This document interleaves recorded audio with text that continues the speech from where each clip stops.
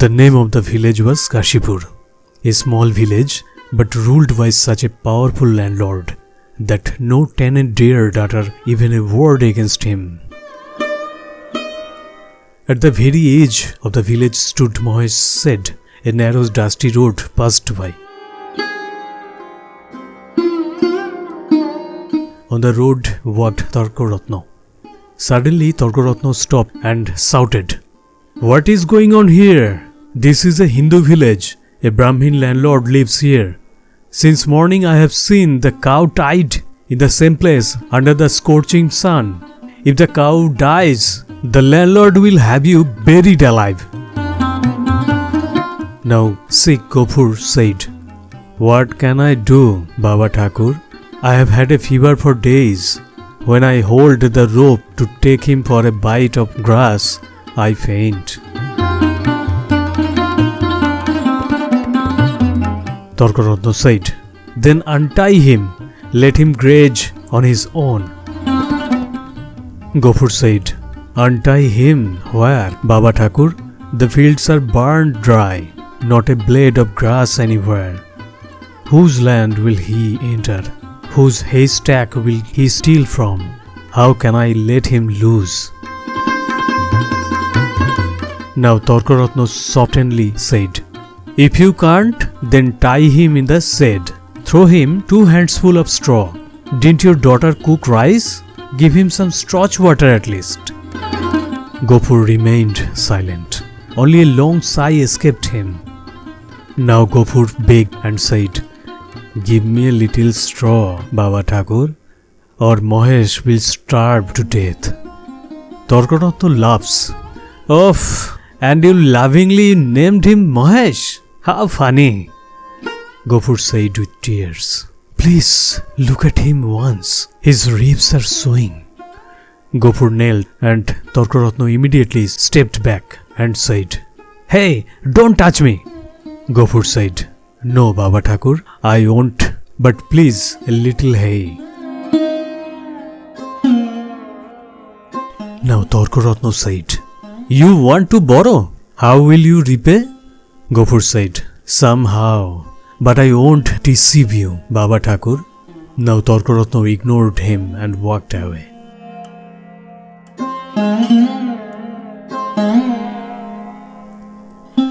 Gafur looked at Mahesh with a trembling heart.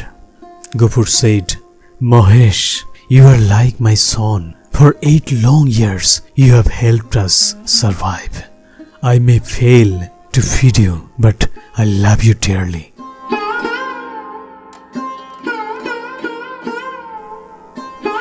Now Gafur's daughter Amina arrives and said, "Come eat, father. I have served the rice." Gafur said, "Give me the starch water. Let me feed Mahesh first." Now Amina said, "There's no starch left. Eat right up in the pot." Gafur said, "I am feeling cold because of this fever. How will I eat?" You just said you were hungry. Gafur said, "Maybe I didn't have the fever then." Amina said, Then I will keep it aside. Eat in the evening. Gafur said, "Cold rice will worsen my condition, Amina."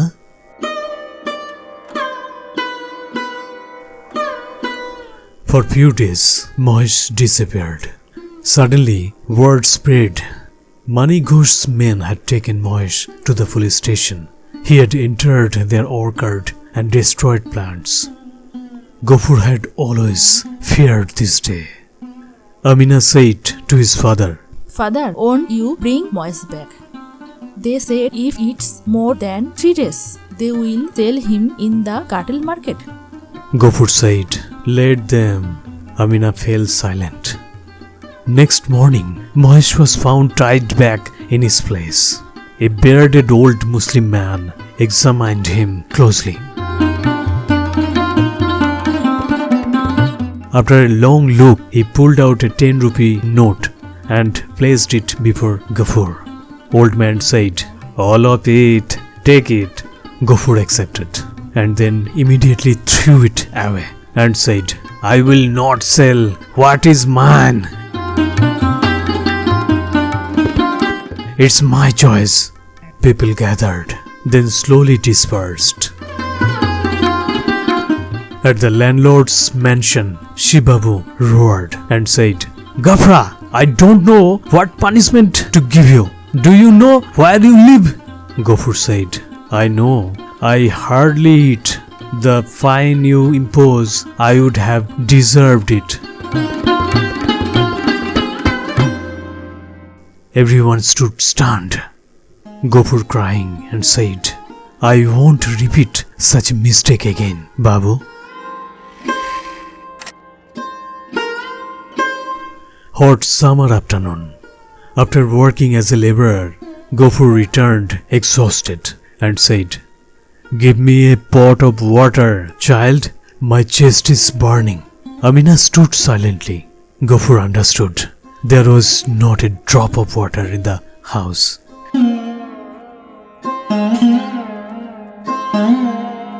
The village ponds had dried. At Shibabu's pond, common people weren't allowed. Amina would stand for hours hoping someone would pity her and pour a little water into her pitcher. Just then, a landlord's henchman arrived like a demon and said, Gafra, are you home? Gafur said, I have not eaten yet. I will come later. Such defiance was intolerable. Henchman said, Babu ordered, drag him with so blows if needed. Gafur said, In the Queen's reign, no one is a slave. I pay my taxes. I won't go. Those words sealed his fate. One day, Mahesh broke free. He stormed into the landlord's courtyard, ate flowers, destroyed drying paddy, and even knocked down the landlord's youngest daughter. This time, forgiveness was impossible. Fearing the inevitable punishment, driven by despair, Gafur picked up the iron head of a plug and struck Mahesh on the head. Mahesh trembled, blood trickled from his ears, and he collapsed. He died.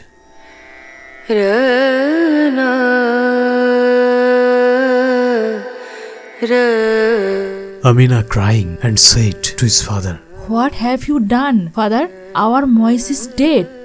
Gafur didn't answer, didn't move. Within 2 hours, tenors came and carried Mahesh away on bamboo poles.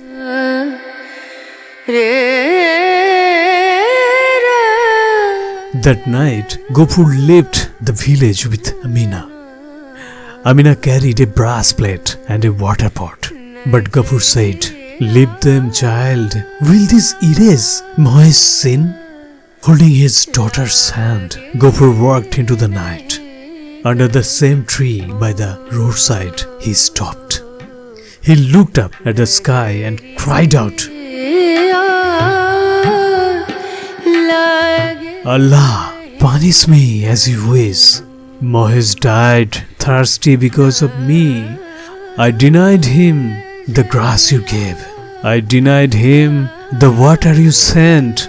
Never forgive his suffering. Never forgive my sin.